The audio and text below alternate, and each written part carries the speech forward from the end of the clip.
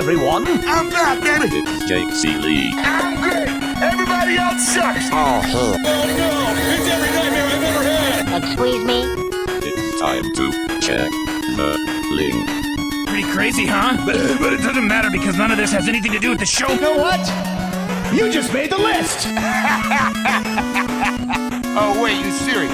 Let me laugh even harder. It's all in football. Sure, we talk about it all the time. Really? No.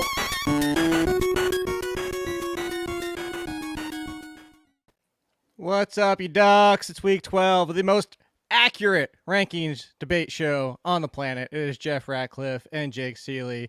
Reminder, it is actually quickly for you guys to know, don't go to the Athletic / BetsTV.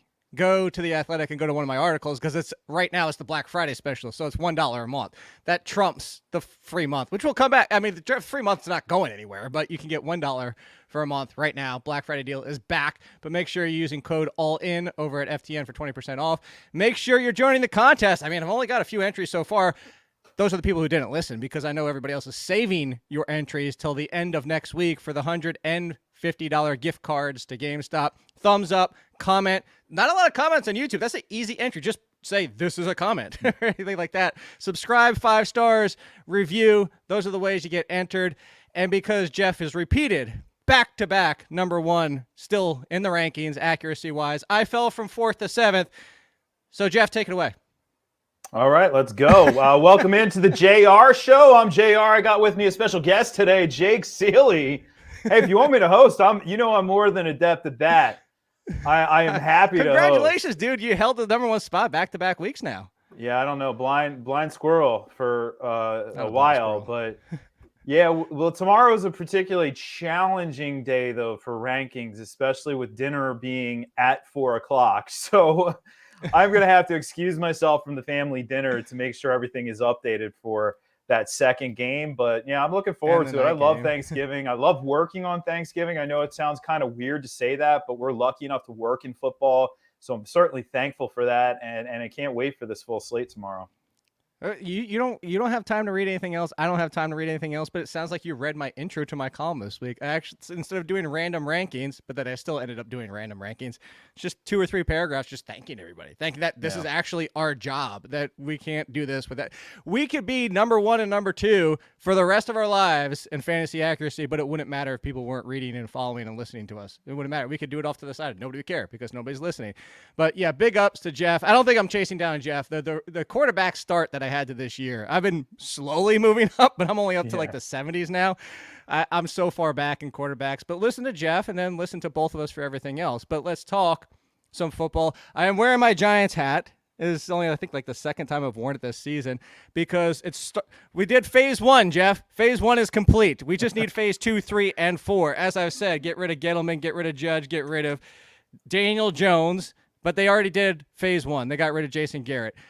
Real quick, we saw Freddie Kitchens fail as a head coach, Jeff, but do you think this is a stock up for anybody in this offense? Because as offensive coordinator, he did a pretty good job with the Cleveland Browns. So do you think this changes at all? Well, he failed as a head coach because he didn't know what he was doing ultimately. That's what everything suggests out of there. He would put in a game plan and then not follow the game plan. He went 3 steps up in 1 year. He went from assistant coach to offensive coordinator to head coach, bang, bang, bang. And it's just like a rookie just being thrust into the starting job. Yeah, and for some people, that I don't want to say that's impossible for these guys to make that leap, but obviously he proved it was in over his head. I don't think it can be any worse. I think that's the moral of the story. You know, can he actually use Evan Ingram? Evan Ingram has his faults. We all know his faults. Giants fans will point out his faults ad nauseum, but he also has a lot of pluses that Jason Garrett didn't tap into. When you're running very basic plays with one of the most dynamic players, and I don't care if he's coming off of injury or not, one of the most dynamic players in the league, opposing defenses are going to be able to stop that all day. I don't care if it's Saquon Barkley, Barry Sanders in his prime, Tecmo Bo Jackson. You're going to be able to stop those plays. So I don't think it can be worse, but obviously not overly optimistic going forward for this team. Yeah, I'm with you. I think Ingram's interesting. I was going to bring him up in the tight end conversation because Rudolph is likely out, who got hurt on a screen pass to Kyle. Like, there's the proof. Like, you're throwing a screen pass to Kyle freaking Rudolph. What are you doing, Garrett? So, yes, the stock tick up, but let me ask you about the wide receivers. This is Wednesday. A lot of time before we find out what's going on with the Giants, but we seem to have this conversation a lot, Jeff. Is it really this simple? And this is how I'm going to phrase it to you, because this is how I play it. If Shepard's active, number one. If Shepard's not active, Tony, number one.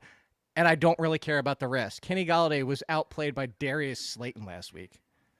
Yeah, I think you're right. And I do think it is that clear. Whereas among the fantasy masses, if Shepard was back, I do think we would hear, well, what's Tony's involvement? And they have made it abundantly clear. And by they, I really should just say Daniel Jones has made it abundantly clear. When Sterling Shepard is out there, he's going to throw him the freaking ball. When he is not, he is going to throw the freaking ball to Kadarius Toney, and that's about it. So, yeah, but I'm not overly bullish on, well, really either of them, because an investment in either one of those two players is an investment in Jones, which has not proven to return any dividends this season. There is no way on earth you are benching Saquon Barkley, correct? Correct. Okay. Very, very, very simple. On the other side of the ball, so let's stick with this game. We are going to talk Thanksgiving. You're going to tank it for those quarterbacks, yeah, aren't you? I'm going to tank Thanksgiving. So we're going to segment it later and kind of get Thanksgiving as a whole. I saw the Dak question, but just because people, if they're tuning in on Friday, can kind of skip it. So I'm going to kind of preamble it a little bit. But that being said, on this game alone, Miles Sanders comes back, is the lead. Now, he was clearly the lead before Howard got hurt. It just became a bigger lead once Howard got hurt. Did you see enough for Miles Sanders back in game one? Because we also have to remember, before being hurt, Miles Sanders looked awful. As in, it wasn't just him, it was the offense in general. The offense wasn't clicking. Jalen Hurts wasn't clicking. So did you see enough in the first game back, even before Howard got hurt, that with now no Howard, going against the Giants' lack of a run defense, that Sanders is definitively a must start, honestly? Like, if he's top 20, he's a must start, right? Yes, he is. And it was really, I think, to clarify, not Sanders looking awful, not, maybe the Eagles as a whole, I guess. The defense looked all right in the beginning of the season, but it was Lane Johnson not being on the field. And we know Lane Johnson took 3 games off due to mental health concerns. And really, he's actually spoken out publicly about what he's gone through. We know a number of players have experienced various issues. Obviously Calvin Ridley. There's a concerning story going on about Everson Griffin right now as well. And Lane took that time off. And Lane gets back, they all of a sudden can run the football. This is not, it's not a mystery here. And it's a shame because Jordan Howard, I am not a Jordan Howard apologist, but I have said, hey, this guy looks good this year. I'll give him credit where credit's due. But yeah, without him out there, Boston Scott will touch the football, but not enough. Miles Sanders is back in the driver's seat. And Philly, Jake, have you seen Philly's schedule over the final 6 games of their season here? So everybody that knows, so 2 things. One is Lauren is tuning in. So special welcome guest to Lauren watching this show on Tuesday shows, but Monday shows for the past 3, 4, 5 maybe weeks, because Meanie on Mondays is an Eagles fan.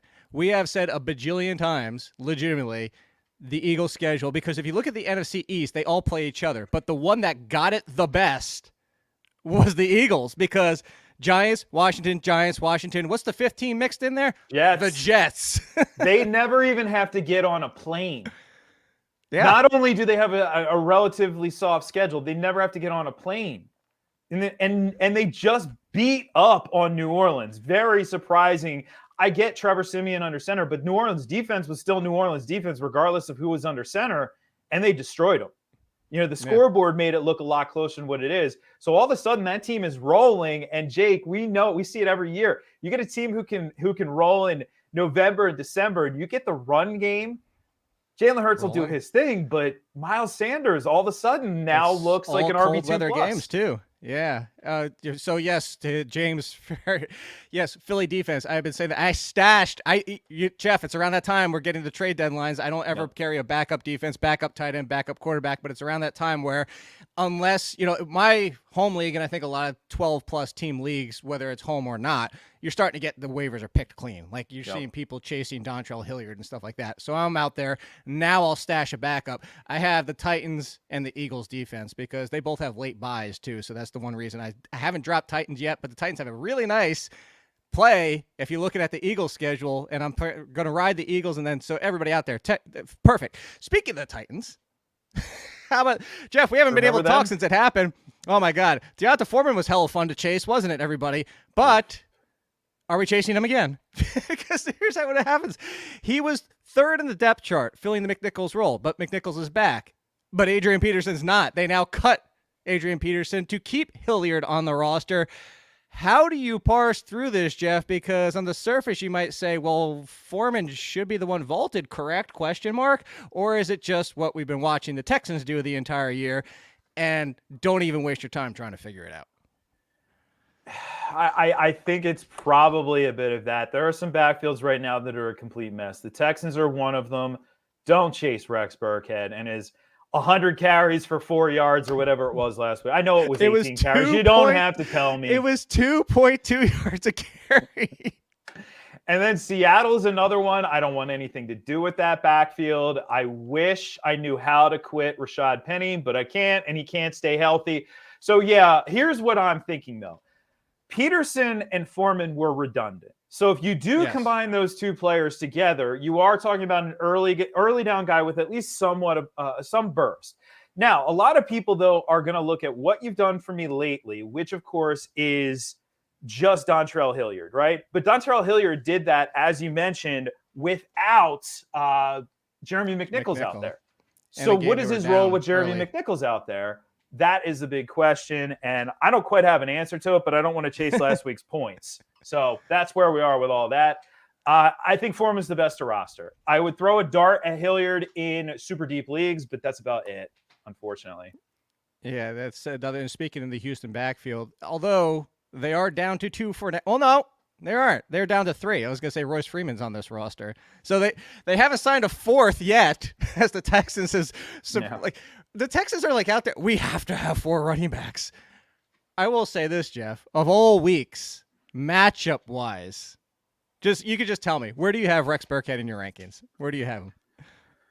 I just 30. No, I have 37. 20s. Oh, I got 37. Yeah. I think I'm gonna check. So everybody knows I do. I beat you. I got him at 30. So wow. Why do you love him so much? Until they sign somebody else. It's Jets. That's really what it comes down to. It is, yes, 2.2 yards per carry. I don't disagree with you at all. It's funny. I said, I guess everybody's going to go chasing Burkhead, and I forget. Oh, it was Tom Kessenich tweeted it. He's like, he had 18 carries. And I said, yes. And how many yards? Okay, 18 carries. This is why. The funny thing is, Jeff, is I've been saying for the longest time of like, just keep Alex Collins on your roster because at least he's the lead. And if you need an RB3, and I keep calling him RB3, and people keep telling me you're stupid, and I'm like, hey, it's fair. I don't think Alex Collins is great. He's only an RB3. But what's the difference between Alex Collins and Rex Burkhead? Nothing. Why is everybody excited for Rex Burkhead? I'm with you, Jeff, 100%. One player I have immediately behind Burkhead, and in my gut, if I'm going for the ceiling, I'm playing this guy. However, I don't trust Salah. I don't trust the Jets. I've been the Ty Johnson guy because every single week in my waiver column, I say pick up Ty Johnson, pick up Ty Johnson, pick up Ty Johnson. But with no Michael Carter, I don't know that his role really increases much. I think it does, but we saw what happened as soon as Carter left the game. 5 touches to 1 for Tevin Coleman. Ty Johnson, high ceiling but a very low floor. And would you play Burkhead over him? No. If I have to play these guys, I'm going to go book some tee times because I don't think I have a shot this year. I really don't. I hate to be so blunt, and I know there are teams who are in these situations right now. If you're in that situation, let me ask you this too. Did you draft a tight end in round 2 or 3? Did you draft a quarterback in round 2 or 3? I've run into a lot of teams who are like, you have no shot. And it's the answer is obvious right now. You didn't set yourself up for success right out of the gate. We can't dodge injuries. I'm not saying that you should expect Jeff, I'll to. give you one scenario. Okay, that's what I was going to say. Let's say you went wide receiver heavy with Alvin Kamara. So Alvin Kamara, wide receiver, wide receiver, wide receiver. So you didn't make you didn't make the mistake of going quarterback, tight end, but wide receiver, and now you're stuck in this situation. And I think that's what especially you're playing in a lot of these too, the 14-team leagues and stuff like that. Yeah. Yeah, I mean, 14 is a different beast. I'm usually I always default. I don't know about you. I always default to a 12-teamer with a standard setup: 2 running back, 3 wide out, a flex, a tight end, a quarterback. I like 2 and flex.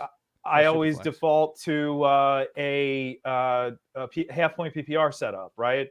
So that's what people, by the way, way overblow the difference between half-point and PPR or non-PPR. Like, there really is not that much difference. Even non and full. It's more outlier, like the Theo Riddicks of the world and J.D. McKissick's and stuff like that. Kind of, and Jalen Waddle. Jalen Waddle's a good one on the wide receiver side of things. It's the outliers. It's not so much the guys in the middle. And that's what I keep saying is, like, if people love points, just half-point PPR, I'm with you. Do what I do in my home league. As you say a million times, we came out with these antiquated scoring systems years and years and years ago and just stuck with it.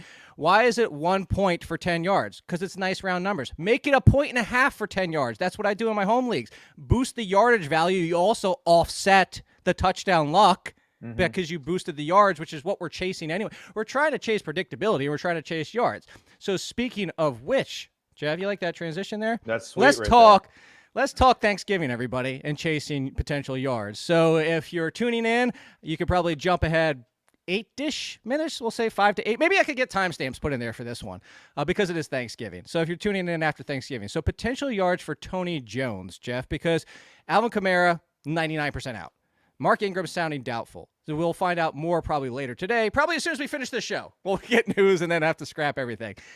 Let's play this scenario as in there is no Kamara and no Mark Ingram. The Tony Jones feels opposite of the conversation you and I had last week. The conversation you and I had last week, in case anybody missed it, was the A.J. Dillon filling in for Aaron Jones. And is this a situation where we vault the running back value too much just because of volume? I think this is the opposite. I think you could have legitimate concerns, even in a good matchup, of Tony Jones potentially being ranked too high because you just see the volume opportunity. If there are both running backs out, would Tony Jones reach your top 15, top 20? No. Top 25? No. He'd be a flex Rex Burkhead option. or Tony? Okay, Rex Burkhead or Tony Jones? Probably Tony Jones, because I think Rex Burkhead is just way over the hill. There's nothing there. Plus, Tyrod Taylor's their best running back. So, question mark? Yeah, I mean, I guess they have 2 startable players now, which is a good thing. You have Brandon Cooks, obviously we know that, and then Tyrod Taylor this week as one of the better streamers. But no, I guess Jones, that defense cannot defend good running backs, and they faced essentially that. By the way, look at Buffalo's schedule and tell me if they're actually a good team or if they're just a team who can destroy bad teams. Meanie and I had that conversation on Monday. If they go up against a good run game, Jonathan Taylor showed you're going to get destroyed. Now, if it was Kamara, I would have loved it. But if it's Tony Jones, I don't see. I mean, what is it, like a 12-carry, 45-yard, maybe if we're lucky, a touchdown, but probably that goes to Taysom Hill.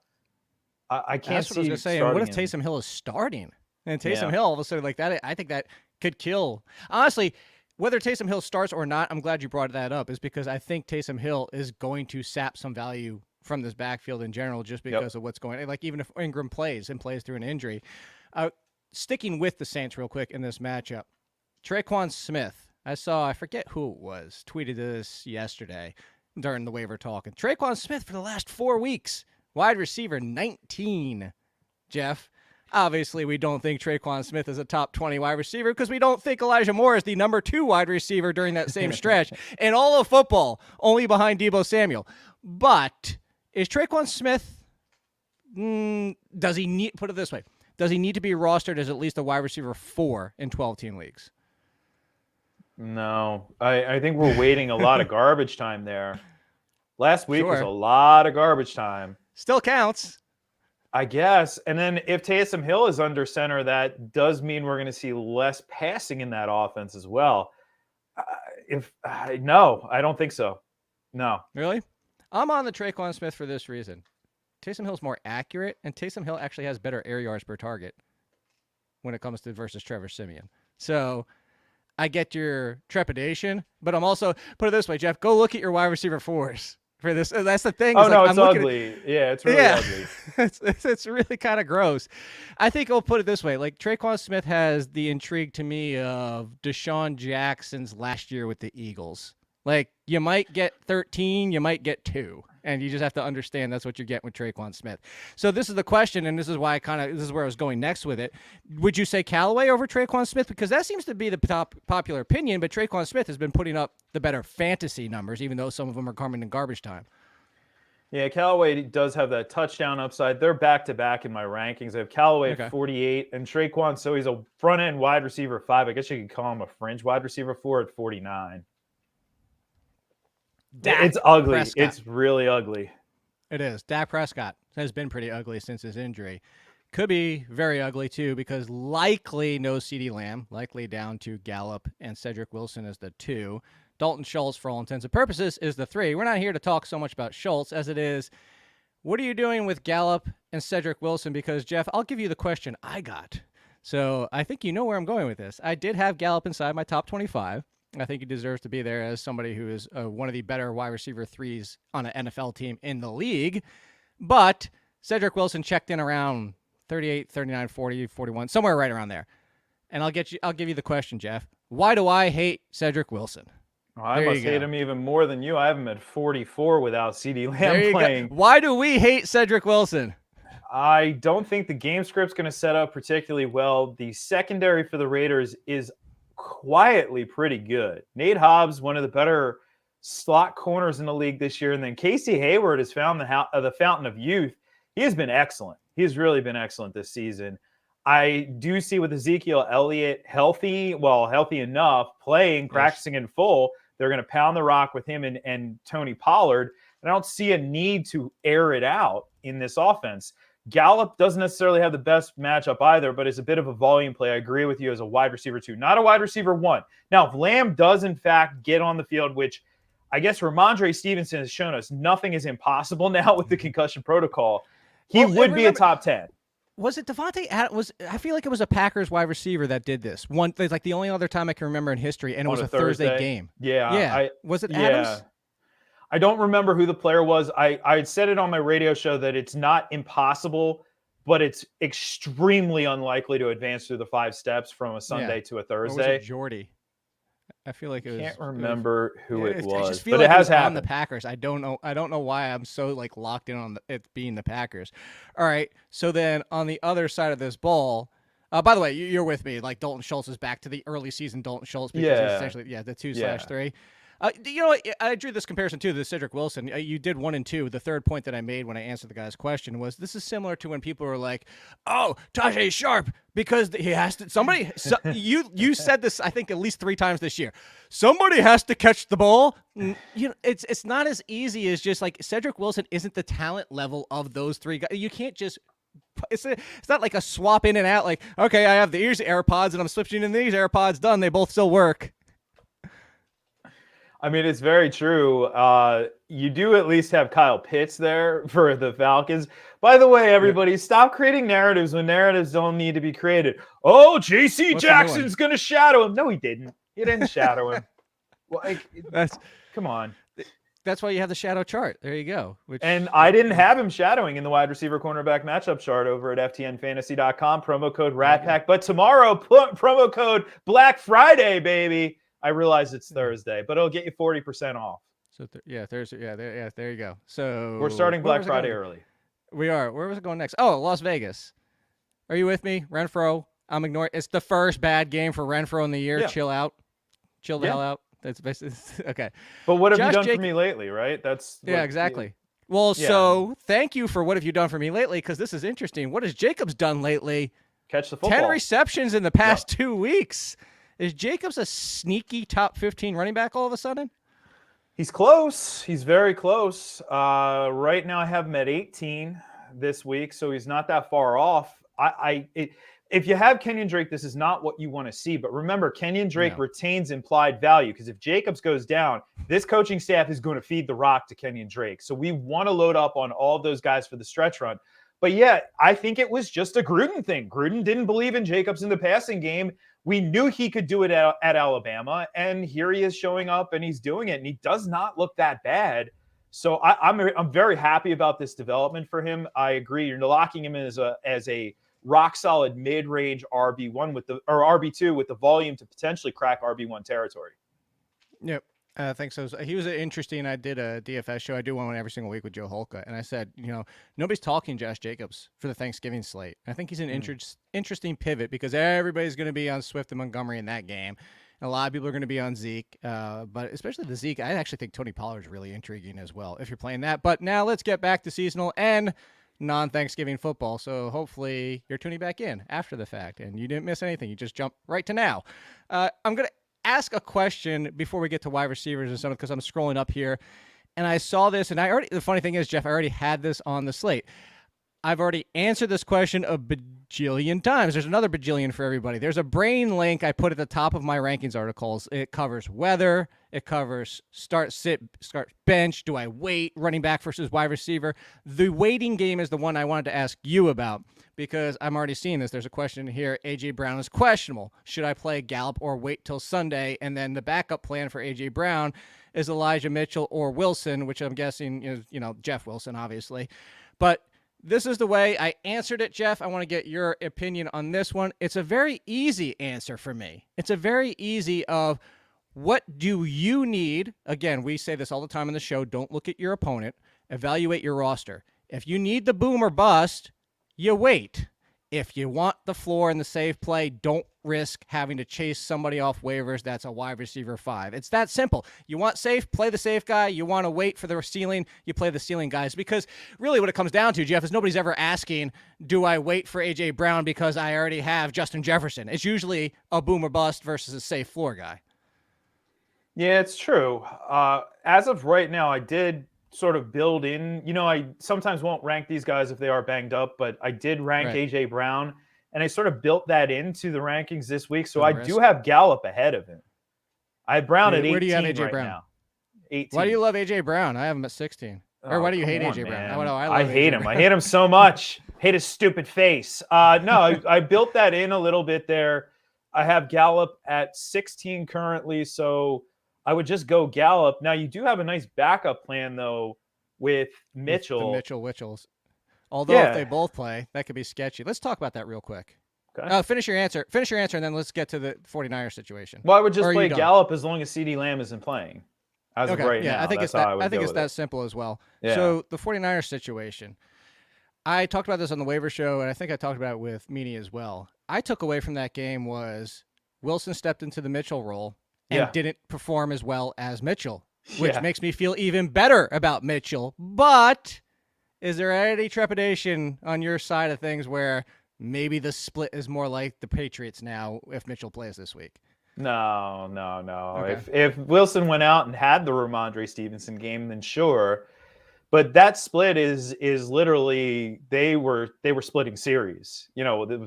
I was a little nervous. I see Stevenson out there early, and then I see Damian Harris go out, and I'm like, oh, and then he looked great. And I'm like, okay, well, this is what they're going to do now because they're the Patriots and they're smart, and that's the smart move.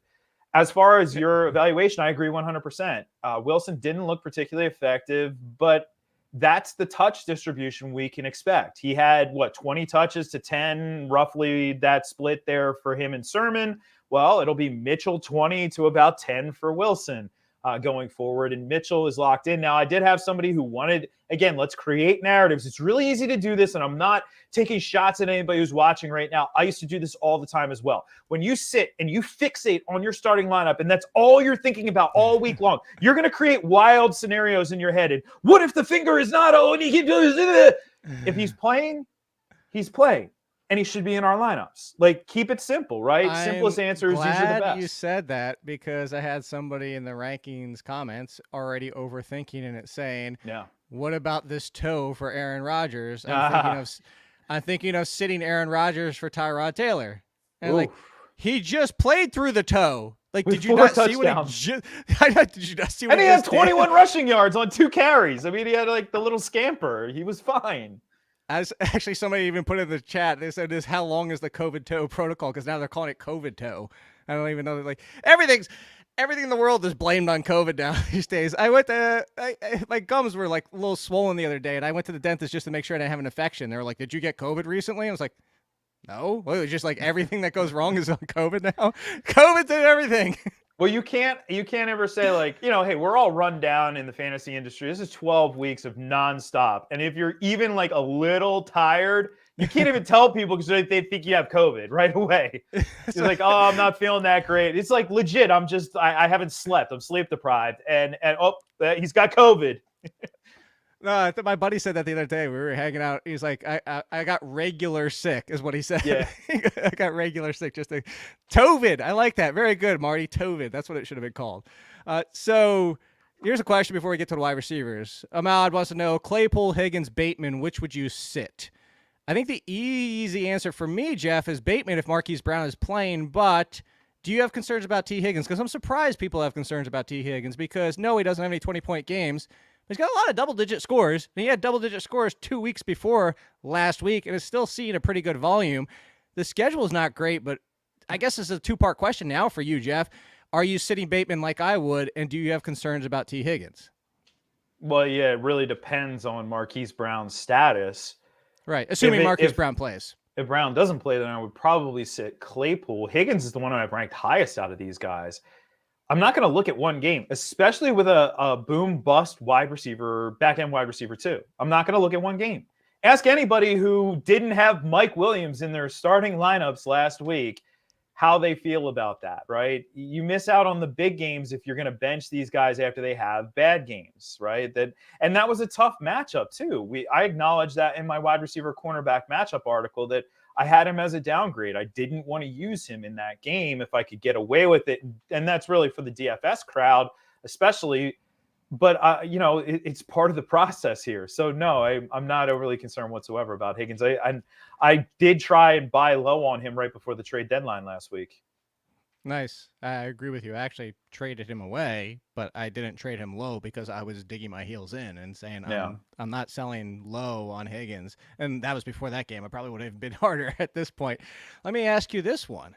Are you concerned with Wentz and the passing game of the Colts? Because this is now multiple weeks where Wentz has gone back to early season Wentz, and it's killing Pittman and, well, I guess just Pittman because T.Y. Hilton, although T.Y. Hilton's made it through 2 healthy games, but he can't do anything because Wentz is not doing anything. It's been the Jonathan Taylor show. So you could look at this, Jeff, and you can say NFL-wise, teams are going to start paying more attention to Jonathan Taylor like they do with Derrick Henry, and it's going to pull them in. And then obviously it opens up the passing game and more play action. And you expect Carson Wentz and this entire offense to be smarter than that. So I'm buying low on Michael Pittman, even without creating that narrative, just creating the narrative, buy low on Michael Pittman. So do you have concern though? Because again, Carson Wentz is the problem right now. Yeah, I think there's a difference between narrative and context is everything here. You had a game where you get out to a big lead against a very good pass defense, mind you. Arguably, in my opinion, the best secondary in the NFL in Buffalo. And their run defense was exposed. Yeah, the weather, that doesn't help.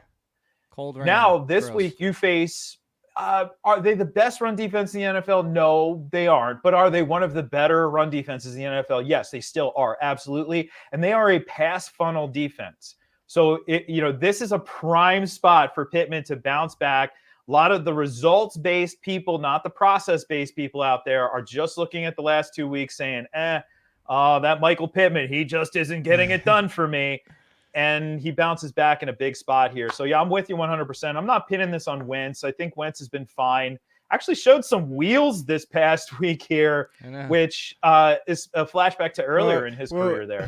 Whose wheels looked better, his or Brady's? Surprise! Oh, man, Brady looks spry. Brady's making moves there. Like it was. I don't. How is he faster at 44 than he was at 24? It's remarkable. I told you the South Park episode got it right. The spice melange. Somebody needs to find, maybe when he retires, he'll finally be like, "This is the secret I haven't been telling anybody." It's just he doesn't eat tomatoes and peppers. None of those meat. nightshades. Yeah, although he sells He does commercials for Subway and does not eat.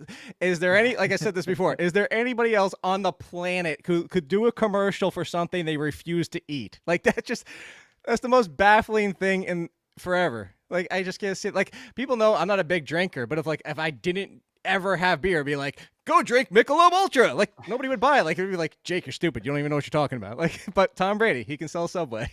Yeah, I mean, I can see you on some Colt 45 commercials, Jake. I can pour one out for Deshaun Hamilton. Those are the days. Oh, there you go. My Deshaun. Hey, real quick, if anybody throw this in the chat out there it's Thanksgiving. What are you thankful for, hey, Jeff? Fantasy wise, what's your best?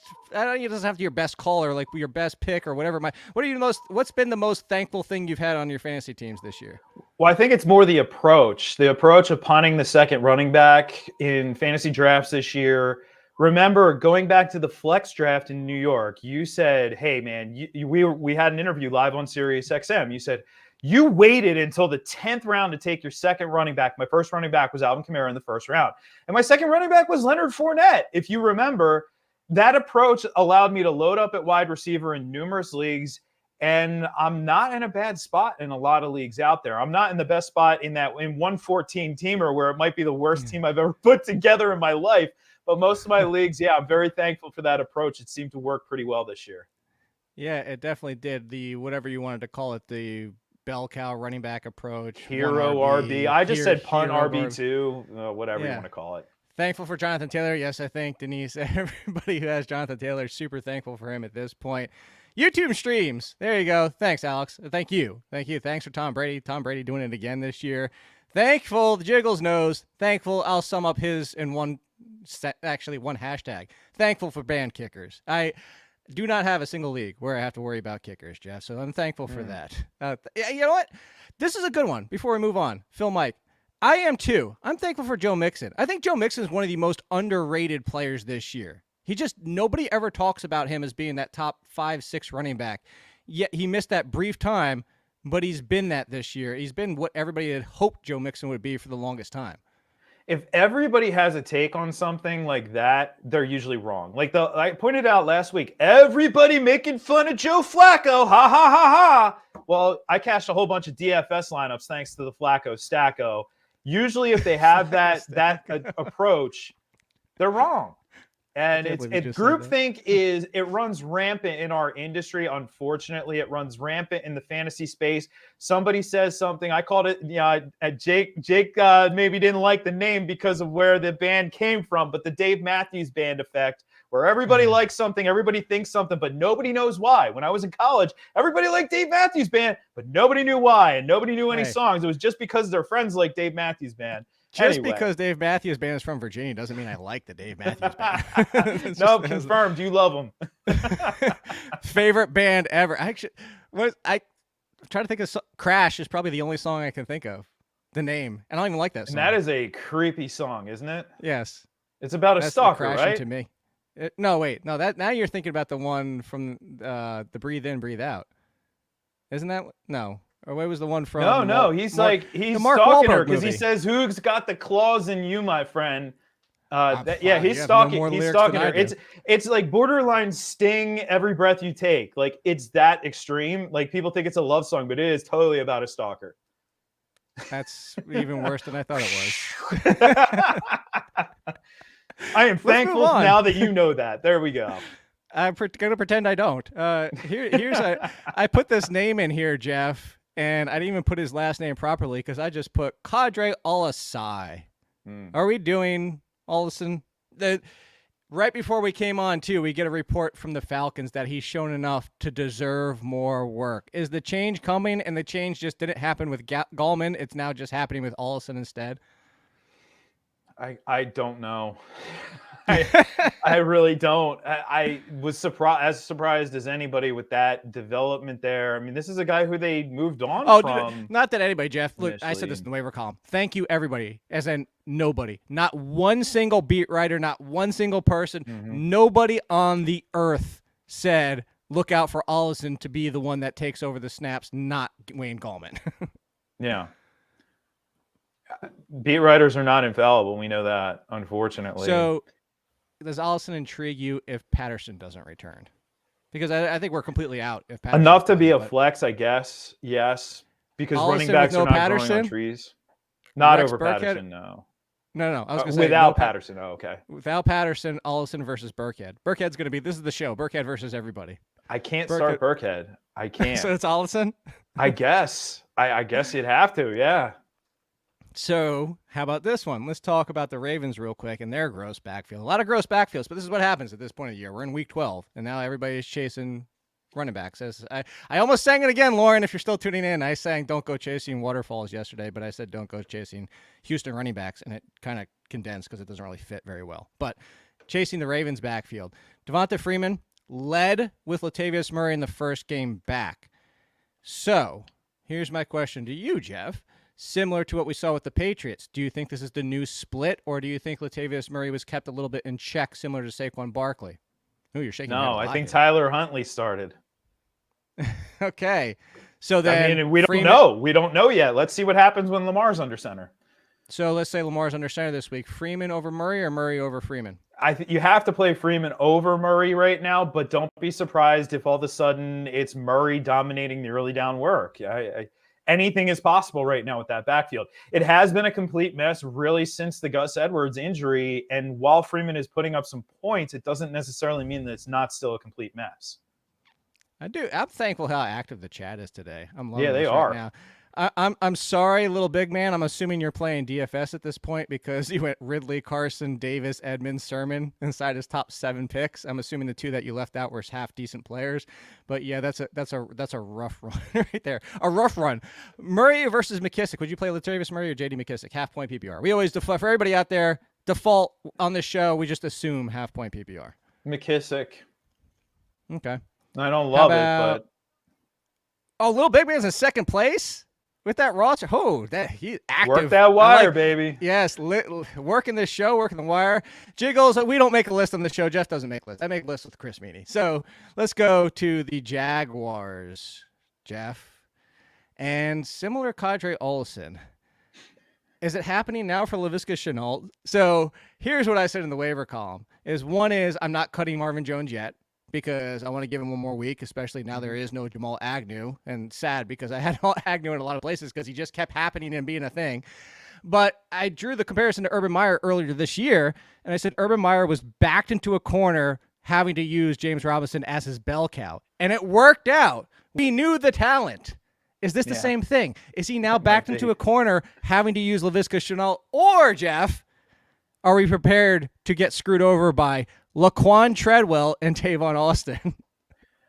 I finally cut bait on Laquan Treadwell in a few dynasty leagues about a year ago. I was holding on for dear life there. I wouldn't want to see that happen. I'd be really surprised if it was one of those two guys. I do think your analysis here is spot on. Also, keep in mind, last week, the 49ers had like 100-play drive that lasted about 30 minutes to start the game out. So they almost ran out the first quarter. It was unbelievable. I don't think I've ever seen anything like it. The Jags had 4 plays in the first quarter? Dan Arnold people they punted. Chill. Yeah, Dan Arnold people just chill, okay? Yes, he had a goose egg. TJ Hawkins had a goose egg the week before. He came back. He was just fine. Same thing with Gesicki. It happens at tight end because tight end really is not a fun position for fantasy purposes. We don't give points for a key part of what a lot of those guys do in blocking. So it's volatile. It's volatile. But yeah, I do think actually Laviska Shenault, he's still a very good player. He just, I guess, is not Urban Meyer's cup of tea. But yeah, he's going to be forced into a corner and have to use him, which is good because we did see that chemistry between Lawrence and Shenault in the preseason. Just hadn't come to fruition very much here on the field this season. Shenault feels to me what Shepard is to Daniel Jones. Like, let it just work. Like, Trevor Lawrence has definitely been a disappointment as a rookie. Still, let's take time. I mean, the Manning cast joked about Peyton Manning's rookie season. The funny thing was, I don't know if you could say that, but were you watching when Bill Parcells came on? And he said I wouldn't have seen the final 13 interceptions because I would have slit my throat after the first 15. It's like, whoa, Bill, like chill out, buddy. They go all out on the Manning cast. Yeah, for everybody crapping all over guys like Zach Wilson, by the way, Peyton Manning had 11 interceptions in his first 4 games. 11. So, like, just chill. Like, let these kids develop a little bit. I'm not saying Zach Wilson's going to be Peyton Manning, but give him a little bit of a runway here. Give Trevor Lawrence a little bit of a runway here before we go making these broad sweeping conclusions. But I agree on that safety blanket connection. And then if you can open that up, that does change the dynamic for Marvin Jones, who we know can be he can be a dominant red zone force for this team because he's done it over and over and over every stop of the way in his career. Yeah, go watch some of the Jaguars. It's not enjoyable, everybody, but if you watch the the corners are sitting 15 yards off the line at the snap, and they're just like keeping Marvin Jones in front of them, which is not Marvin Jones' game. You know, he's kind of possession touchdown guy, but he needs to get to that middle space too. And they're just essentially bracketing him more or less. Before we get to quarterbacks real quick, interesting that the Broncos give Patrick a giant contract, turn around, gives Cortland Sutton a giant contract. The one thing we haven't gotten from Cortland Sutton is giant numbers. What are we doing with the Broncos receivers? This is just Judy and just move on at this point because it's just frustrating, honestly, Jeff. It's frustrating. It's also frustrating the reactions to Jerry Judy. When Jerry Judy was coming back from injured reserve, you would have thought his last name was Rice, the way that people were reacting to him. And now that he hasn't produced historic numbers, now I'm getting asked if people should cut him. He's a wide receiver 3. That's what he is. They're going to manufacture some touches for him. He's a very talented player, but he is going to be somewhat handicapped by an offense that has a game manager quarterback and a very good run game. They have legitimately 2 starting running backs on that squad. Yeah. So we just have to temper expectations. Cortland Sutton's a boom or bust wide receiver 3. And with the boom comes the bust as well. You're going to have games where he has a catch for 12 yards. You could have a game where he goes 8 for 150 and 2 scores. Anything is ultimately possible there. I love that the chat's going against each other now and saying who's the long-sufferingest person. If that's your sufferingest, is that even a thing? Because you said long-suffering Jaguars fan. So he got trumped by the Bears fan and then long-suffering Washington fan. So we can't. You're an Eagles fan, right, Jeff? Because you're from the area? I'm a fan of all 32 teams. I'm agnostic. Did you used to have a team? I grew up as an Eagles fan, but probably around 2011 or so, I just gave up on it because honestly, a couple things. I can't deliver unbiased takes to you guys if I'm a fan of a team. Also, I noticed that, hey, here we go. We're being negative about this. Football's a beautiful game. There's no reason to get upset and angry over football, and anything that would cause us to do that is not worth our time. So I just love all 32 teams. There's something to like about every single one of them. See, but you got to get on my side. Is people know, like, I love to crap on my team so much that they know that I'm not biased, and they know, like, I can come out immediately, be like people remember, like, yeah, but you're biased against him, is what I mean.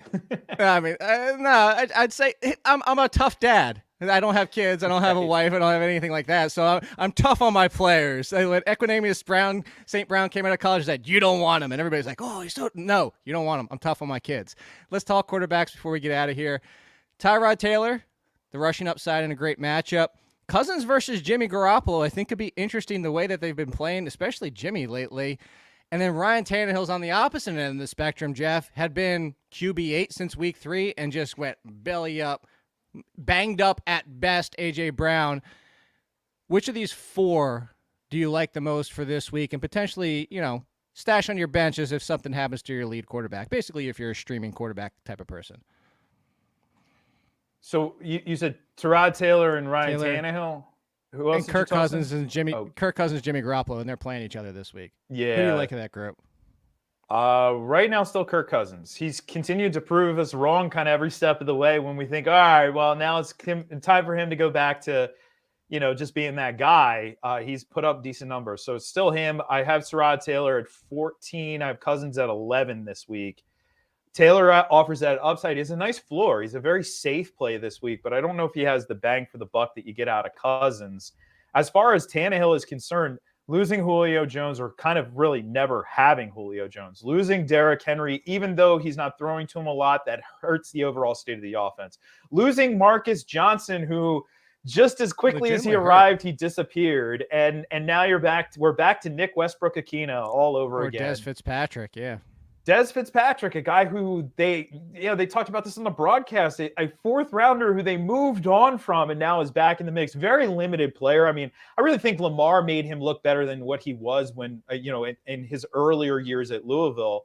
But that's what you're dealing with. And we know, Jake, every year, the teams who can stay healthiest are the teams who perform the best. It's true for a quarterback. If your team stays healthy around you, you're going to perform better, and that's just not the case, unfortunately, right now for Tannehill. I wouldn't, by the way, I've been asked, would you drop him in Dynasty? It depends on how many roster spots you have, but I tend to play in deep Dynasty leagues. I would hold him there, obviously. We're not at the point where we're going to move on from him, and I'm not dropping a guy who is still going to be a starting quarterback in 2022 in a format like that. And I think most dynasties are that way too. I mean, in the one dynasty home league I'm in, I mean, people just went bananas bidding up Dontrell Hilliard, and like that's what waivers look like in dynasty at this point. And I didn't even put a bid on it, but we ran a few minutes over today because we're not live, or we're not even going on in Canada because Canada has other things going on. We gave them the heads up, but hopefully they're watching on YouTube, which, by the way, you can also watch on BetsTV.com. Love the chat. Again, as a reminder, everybody, thumbs up, comment, subscribe, 5 stars, write a review on the 5 stars at iTunes. All those ways get you entries. Going to do this again Monday, Tuesday, Wednesday next week. And at the end of next week, I'm going to draw 2 winners for $100 and a $50 gift card to GameStop. And I saw the person that said you're in Australia. You can still buy online and have it shipped, or send it to a friend. Charge them $50 to get a big gift card. Give it away for Christmas. There you go. And make sure you're following Jeff at Jeff Ratcliffe, the #1 ranker in all of fantasy football. I fell to number 7. I'll still take the top 10. This is the #1 ranked show in the industry. Go to theathletic.com and you get a $1 free. Happy Thanksgiving, Jeff. Anything you want to say because it is Thanksgiving week before we get out of here? Yeah, absolutely. First and foremost, happy Thanksgiving to everybody out there. Thankful for you guys to be watching this right now, to be doing this with Jake. This is highlight of the week. Always, I love talking with smart people about football and having smart people watch this. But I also wanted to give a shout out to the newest inductees to the Fantasy Sports Writers Association, and really, hey, Scott Pianowski. I mean, Ron Gardner. You know, the list is awesome. But I also and Dave Gonos, of course. But I also think that it was a tremendous way to honor the memory of Mike Tagliere. So commend, obviously, the FSWA. It was really just a touching way to honor him. So shout out to that. And congratulations to everybody who's in. Well-deserved. This is the best class I've seen in a long time. Great stuff there from the FSWA. Yeah, absolutely. I'm glad you brought that up. I sent out the congratulations. Completely forgot about that. Yeah, Steve Garner, Dave Ganos, Scott Pianowski, and, of course, Mike Tagliere. So, again, say thankful to everybody that you know, your family. Enjoy the holidays. We'll be back on Monday to recap Week 12. We love you guys. Trust me. I'm snark away. We love you guys.